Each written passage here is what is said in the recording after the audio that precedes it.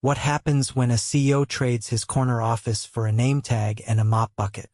Connor Vance stood outside the 10th store of his family's retail chain, staring at the faded window decal that hadn't been replaced in years.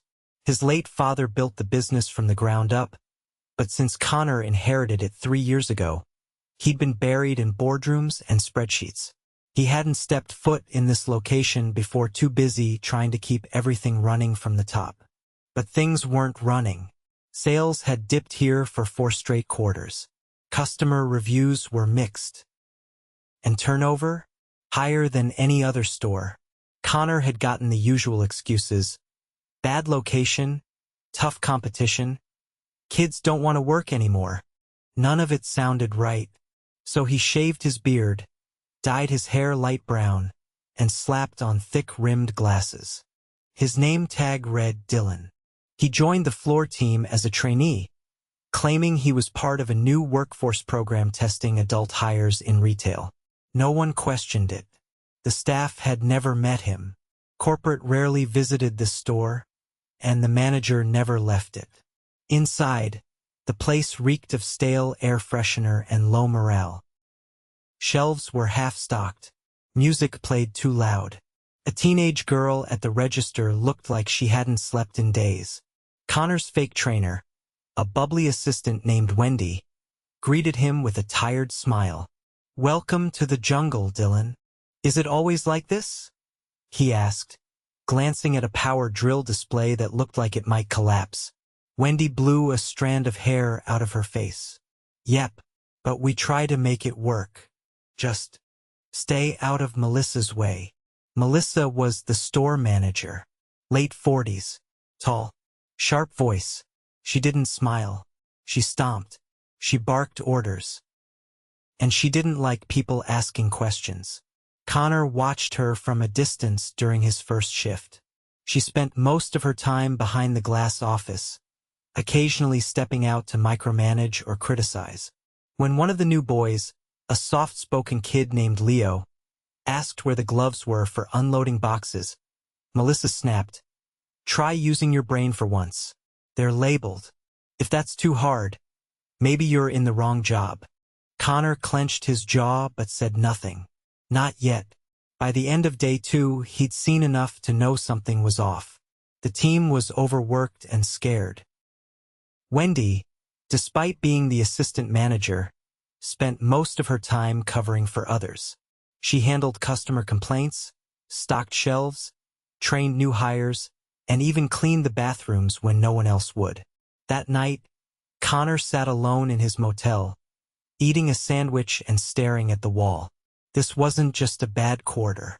This was a bad culture, and it started at the top. Melissa.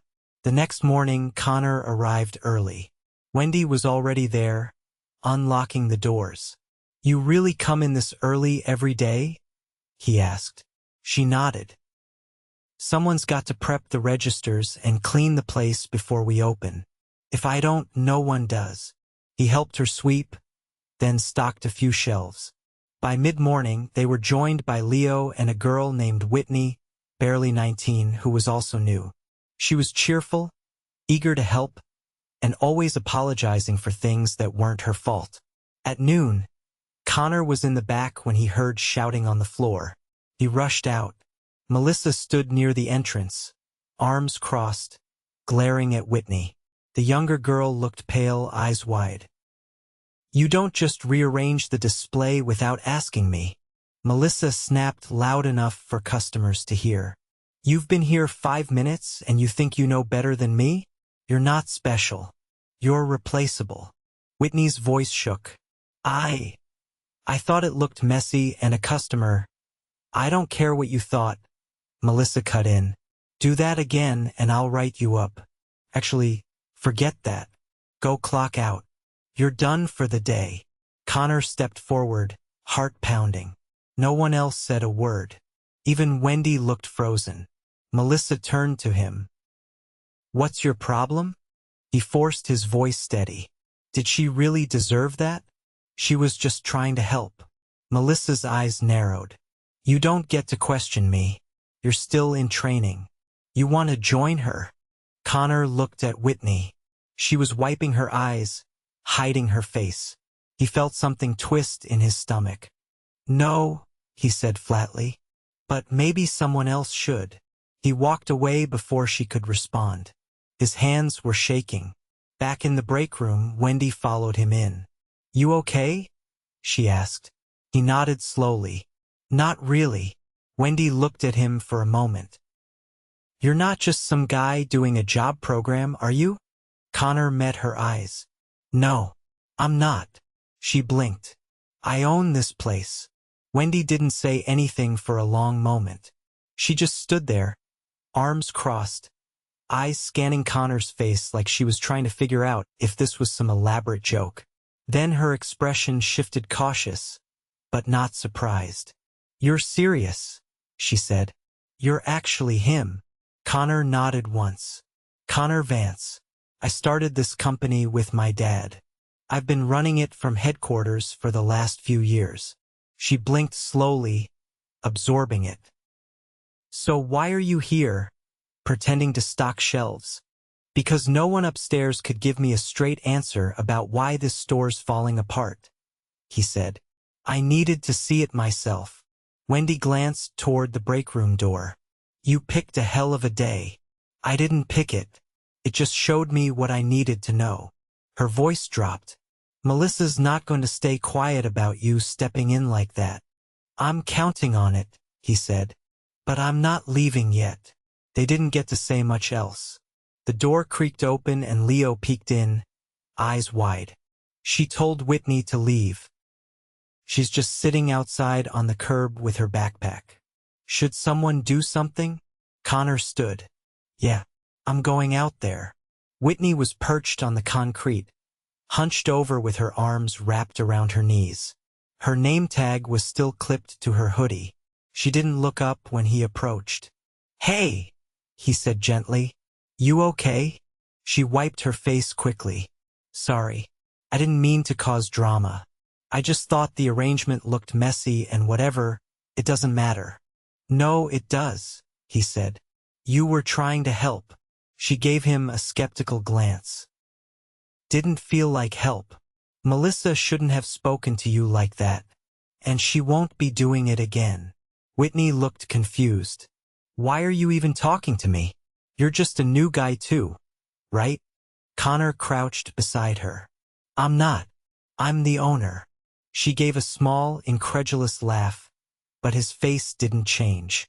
Her smile faded. "Oh," she whispered. "You didn't do anything wrong," he said. "And I'm going to fix this. But I'd like you to come back inside. Not to work, just to sit in the break room for a bit.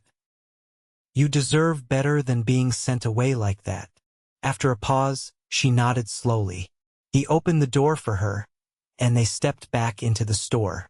Melissa was standing by the front counter, arms folded, clearly waiting. She caught sight of them and stormed over, her heels clicking hard against the tile. "You two think this is a game?" she snapped. "He's not even out of training, and now you're bringing her back in after I gave a direct order?" Connor held up a hand. "I think it's time we talk in your office." Melissa stiffened. "Excuse me?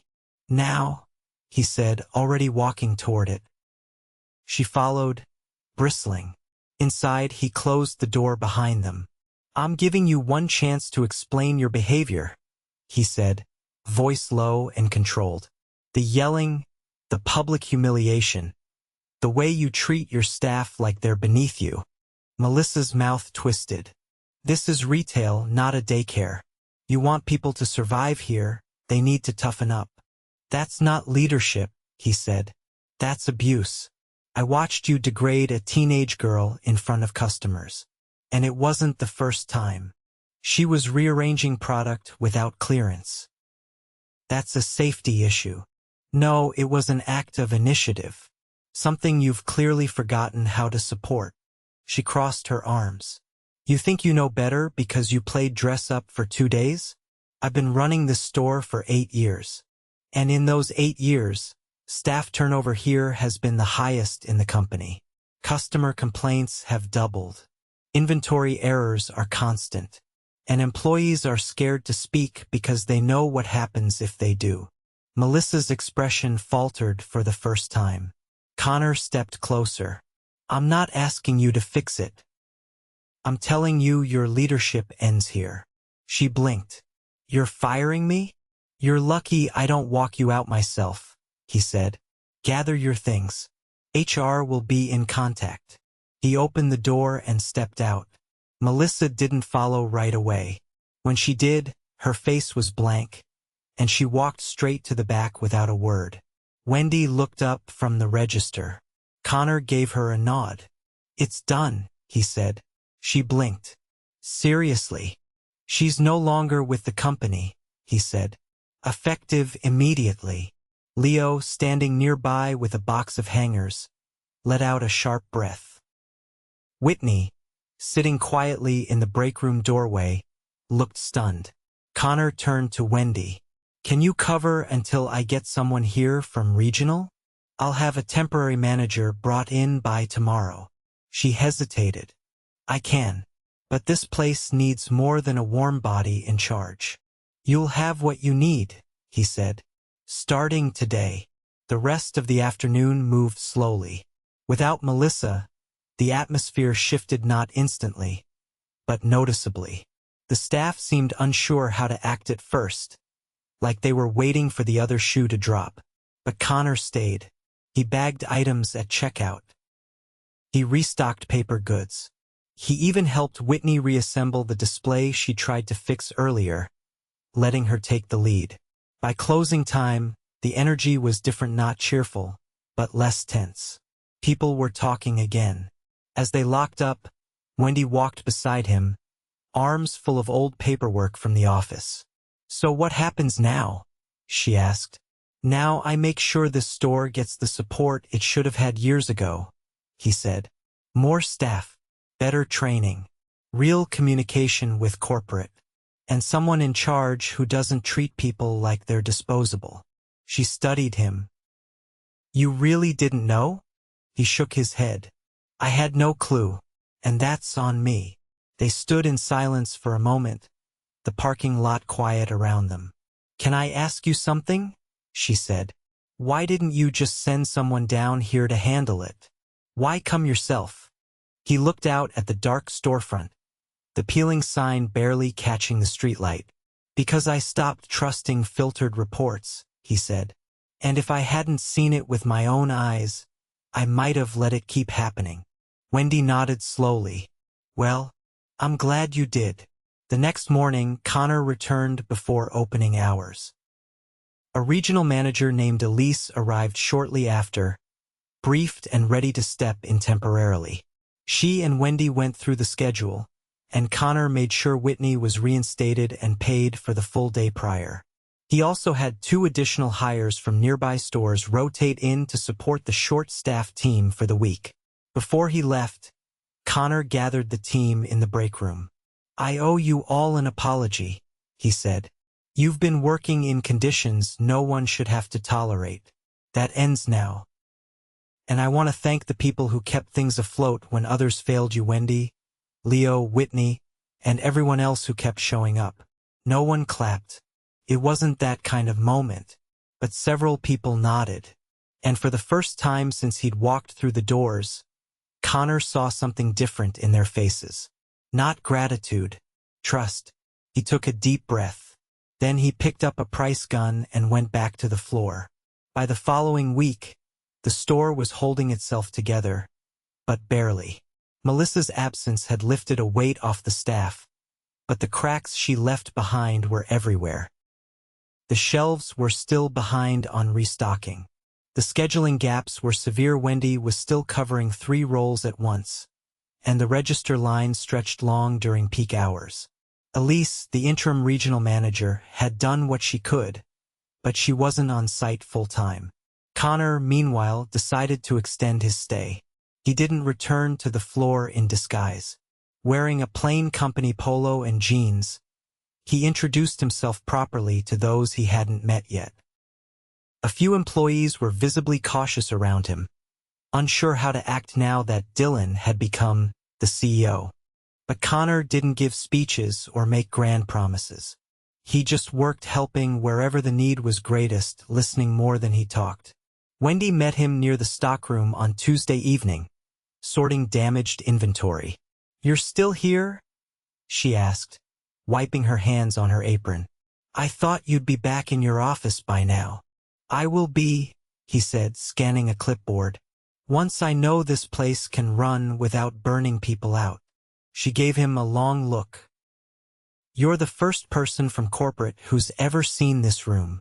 Connor glanced around. The back storage was cluttered boxes stacked without order. Safety procedures posted but ignored. A flickering bulb overhead. "I can see why no one volunteers." Wendy pulled a dented toaster oven from a return bin. "Did you know we've had 3 different delivery drivers report injuries back here in the last 6 months? Broken dolly wheels, uneven flooring. I flagged it twice." "Where did the reports go?" "Melissa said she'd take care of it. But I never saw a work order filed." Connor exhaled slowly. That's going to change. He found Leo restocking aisle 5 later that afternoon. The kid looked more focused than he had last week, quieter, too, but not in the same defeated way. Connor rolled up the sleeves of his shirt. "How are things going now that things shifted?" Leo shrugged. "Better. I mean, people talk more. There's less walking on eggshells. But we're still short people, and the new hires didn't stay." "What happened?" "One got a better offer. The other didn't make it through the first weekend. Said it was too chaotic." Connor nodded. "Fair." Leo hesitated. "You know, I didn't think you were real at first. I mean, you were hauling boxes like the rest of us. No offense, but CEOs don't usually do that." Connor smiled faintly. "They should." It was nearing closing when Connor overheard something that made him stop cold. He was in the seasonal section, helping Whitney organize a display of small heaters, when 2 customers approached the far end of the aisle. A man and a woman mid-30s, casual clothes, impatient expressions. Whitney greeted them politely. "Looking for anything in particular?" she asked. The man looked her up and down. "Yeah. Someone who knows what they're doing." She paused. "I can help with that." The woman leaned in. "We already talked to someone up front. He said there's a coupon for this one." She pointed to a mid-range model. "But we're not seeing that on our app." Whitney pulled out her store-issued tablet to check. "That model's not on this week's promotion, but I can double-check with pricing if you'd like." The man scoffed. "Or maybe you could just stop wasting time and get someone who actually works here full-time." Connor stepped closer, brow tightening. Whitney was clearly caught off guard. "I do work here full-time," she said carefully. "And I'm happy to help you." The woman crossed her arms. "Can we get someone a little older?" Connor stepped forward. "Is there a problem?" The man looked him up and down. "Yeah. We're just trying to get a straight answer without being babysat by a high school intern." Connor kept his voice even. "She's not an intern. And she gave you the correct information." The woman snorted. "So what, you're the manager?" "I'm the owner," he said plainly. They both froze. He continued, "And I won't tolerate anyone speaking to my staff like that. If you'd like to continue shopping, it'll be with respect. If not, I'll ask you to leave." The man opened his mouth, then closed it. The woman turned and walked away, muttering. The man followed. Whitney didn't say anything at first. She just adjusted the heater boxes. "I'm sorry you had to hear that," Connor said. She shook her head. "It's not the first time. People see someone young and assume you're dumb." "It won't happen again," he said. "You can't control customers. I can control what we accept." The next morning, he met with Elise in the office. She had a folder open on her laptop, notes from the last week compiled in neat bullet points. "Hiring's going to take longer than we hoped," she said. "We had 5 interviews scheduled. Only 2 showed up. 1 left halfway through." Connor nodded. What about internal promotions? Wendy's more than capable, but she's also stretched thin. I'd back her for management if we can bring in enough support beneath her. He leaned back. What would it take to make that happen? 4 part-timers at minimum, and a full-time floor lead who knows the store. Connor tapped his pen against the desk. Then we start recruiting, locally, and fast. Elise hesitated. There's one more thing. He looked up. Payroll hours here were being underreported. Connor frowned. How far back? At least 3 months. Staff were being asked to clock out early or delay clocking in. Sometimes entire shifts weren't entered properly. I cross-checked with security footage. It wasn't a mistake, it was intentional. Was Melissa behind it? Had to be. She had sole access to scheduling and timecard approvals. Connor pushed back from the desk. We'll audit every shift going back 6 months. Everyone who had time cut will be paid in full. Already started the process, Elise said. But it's going to take time. Then let's stay on it until it's finished. That afternoon, Connor called Wendy into the office. You've been running this place without the title, he said. I'd like to make it official. She blinked. You're offering me the manager role? You've earned it. She didn't respond right away. I want to say yes, but only if I have real authority to fix what's broken, and not just for appearances. I don't want to become the next version of what we just got rid of. You won't, he said. You'll have direct access to me and Elise, hiring power, scheduling authority, and the budget to make changes. She nodded slowly. Then yeah, I'm in. The announcement was made quietly, but the effect rippled. Staff seemed to straighten a little more when Wendy walked by, not out of fear, but respect. Whitney started staying late to help reorganize the front end. Leo began training a new hire on register, coaching with a confidence he hadn't shown before. Connor spent his last evening walking the store alone, scanning each aisle. The heater display was perfectly aligned. The back stockroom had been cleared of hazards. The break room had a new bulletin board filled with staff notes and upcoming birthdays. At closing, he handed Wendy a set of keys. You'll do good things here, he said. She looked at him. So will you. Just don't wait so long to check in next time. I won't, he said. Then he stepped outside, letting the door fall shut behind him. The lights flicked off one by one, and for the first time in a long while, the store felt like it was finally in the right hands. 2 months had passed since Connor Vance walked out the front doors of the struggling retail store he once only knew from profit reports and quarterly summaries. He hadn't returned to his downtown headquarters right away. Instead, he quietly visited 3 other underperforming locations across the region, blending in just long enough to observe how reality compared to what filtered up to his office. He found similar patterns: communication breakdowns, erratic scheduling, and managers left unchecked for too long. But none had been as deeply fractured as the store Wendy now led. Late one Thursday afternoon, Connor pulled into the parking lot of that same location. This time, he wasn't wearing a name tag or blending in with the crew. He walked in as himself, greeted by a cleaner storefront, softer music, and something almost entirely absent during his first visit: calm. Behind the service desk, Whitney noticed him first. She gave a small nod and continued walking a customer through a product return with quiet confidence. The teen who once apologized for everything now explained company policy clearly, without hesitation. Connor didn't interrupt, he simply walked the aisles. A few shelves still needed restocking, and there was a missing end cap sign in the home goods section, but the energy had shifted. It wasn't perfect, but it was functional, respectful. There was conversation between employees, not hushed silence. People moved with purpose, not dread.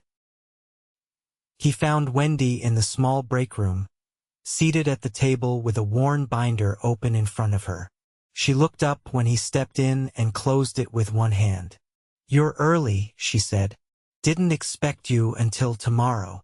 "I was nearby," he replied. "Figured I'd stop in and see how things are holding up." She gestured to the chair opposite her. "Holding, yes. Up. Depends on the day. But we're better." "How's the staffing?"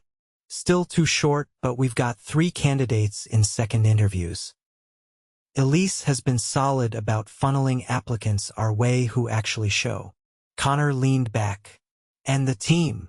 She glanced toward the hallway. "They're watching each other's backs." Leo stepped up big time. He's mentoring the newer hires without being asked. Whitney's taken initiative on visual merchandising. She redesigned the battery aisle last week. Sales in that section jumped 9%. Connor raised his eyebrows. "That's something we should build into our training." "We're documenting it," Wendy said. "She's got an eye for layout." He nodded slowly. "Your audit completed last week.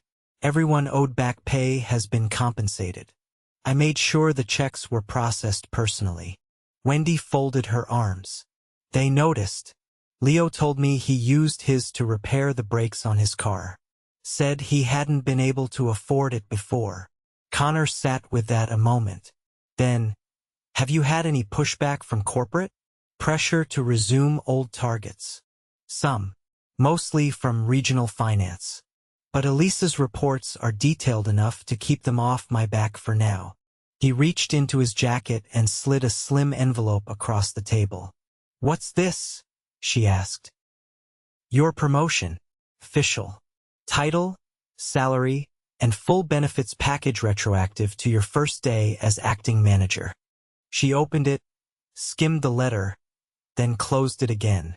"Thank you. You earned it." She exhaled slowly, then looked at him.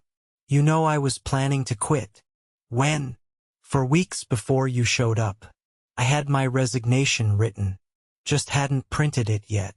Connor didn't respond right away. Then, "Why didn't you?" "Didn't want to leave the others behind. Figured if I stayed a little longer, something might shift." "It did." "Barely," she said. "But yeah, it did." A knock on the break room door interrupted them. Leo poked his head in, caught sight of Connor, and hesitated. "Sorry, just wanted to check if we're still short for the 5 to close shift." Avery called out again. Wendy glanced at the wall clock. "Yeah, we'll need to shift coverage. Can you double up in electronics and help Whitney on the register if it gets backed up?" Leo nodded. "Got it." He turned to leave, then paused. "Hey, Mr. Vance."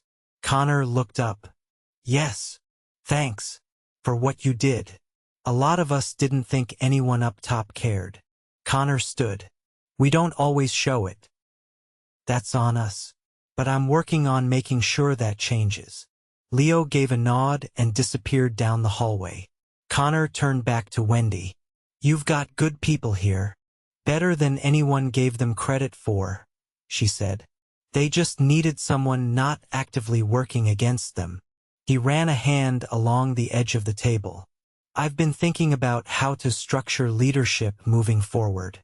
More field exposure. Less insulation. We got too comfortable assuming numbers told the whole story." "They never do," she said. "I want to build a rotation program," he continued. "Every senior executive will spend 2 weeks a year embedded in a retail location. Not to observe. To work. To understand." Wendy leaned back slightly. "That'll shake a few egos loose." "Good," he said. "They need it." A brief silence settled between them before she spoke again. "I've got one ask." "Name it." "Give us time. Let us rebuild the right way, not the fast way. If we patch over the cracks just to hit quarterly targets, it'll all fall apart again." Connor nodded. "You'll have it. I'm not interested in temporary fixes." She picked up the binder again. "Then we have a shot." He left not long after, exiting through the side entrance as the sun dipped low across the parking lot. Employees were switching shifts, chatting near the time clock. Whitney was helping a customer carry a box to their car. Leo was adjusting a display near the front with practiced ease. As Connor stepped into his car, he paused. The same storefront that once looked forgotten now carried weight. Not just because of cleaner shelves or steadier sales, but because people inside it had stopped being invisible. Back at headquarters the next morning, he called a meeting with his executive team. No slides, no spreadsheets, just a dry erase board and a photo he'd taken of the team gathered around the break room table, laughing over a mismatched potluck lunch. "This is what we fix first," he said. "Not margins, not expansion, culture. Because if we don't get that right, nothing else matters." No one interrupted. He looked around the room. "I won't be the only one doing site visits anymore.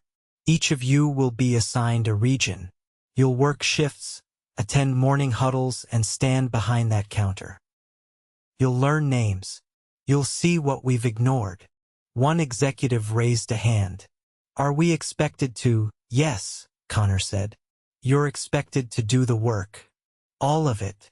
The room fell quiet. Melissa wasn't an outlier, he continued. She was a symptom of distance, of silence, of pretending that top-down control equals leadership. He circled the photo on the whiteboard. "This is leadership, and it's what we're going back to." No one objected. Some looked nervous. A few nodded slowly. Connor stepped back. The stores were still recovering. The systems still flawed. But the shift had begun. Not because of policy, but because someone had finally looked past the metrics and listened to the people who lived them. And this time he wasn't leaving them behind.